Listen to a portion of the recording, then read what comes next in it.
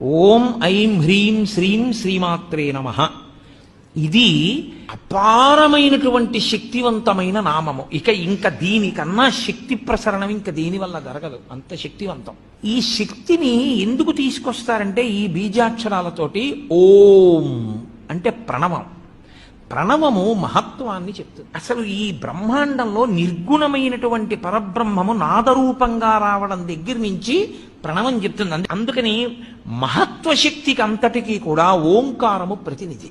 అలాగే ఐం ఇది కవిత్వ శక్తికి ప్రతినిధి. అలాగే పటుత్వం కలగాలి అంటే హ్రీం. అలాగే సంపదలన్నీ కలగాలి అంటే మనం చెప్పేటటువంటిది శ్రీం. ఇవి నాలుగు చెప్పి ఇవి ఎవరి వల్ల వస్తాయి? ఇవన్నీ కదలికలకి సంబంధించిన విషయాలు. ఇవన్నీ ఆదిశక్తి వలన వస్తాయి.